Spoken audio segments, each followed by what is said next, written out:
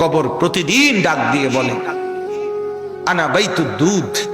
প্রত্যেকের কবর প্রত্যেককে ডেকে বলে, ও আল্লাহর বান্দা, জানো আমি পোকামাকড়ের ঘর, পোকামাকড়ের ঘর।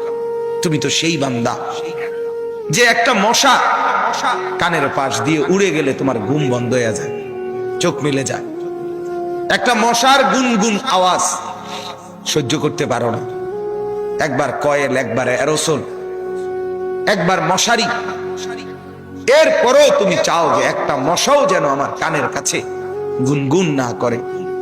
তো 5 ঘন্টার ঘুমের জন্য, 6 ঘন্টার ঘুমের জন্য বান্দা এই যত্ন নিলা, অনন্তকাল কিংবা বছরের পর বছর কবরের যে ঘুম দিবা, পড়ে থাকবা সেই ঘরে, পোকা মাকড়ের ঘর, সেই ঘরে তুমি ঘুমাইবা কেমনে, থাকবা?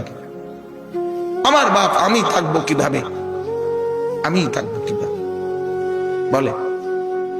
ভাবেন, আমিও ভাবি, আপনিও ভাবেন। উসিকুম ওয়া ইয়া, আপনাকেও বলছি, আমাকেও বলছি। এই এখন ঘরে গেলে আমরা সবাই ল্যাপ আর কম্বলের নিচেই তো শুয়ে যাব বাপ। কিন্তু একবার ভাবেন তো, যার মা কবরে, মার কবরে ল্যাপ কম্বল আছে কিনা? যার বাপ কবরে আছে এই মুহূর্তে, বাপ আপনি ভাবেন তো। আমার এক পরিচিত মানুষ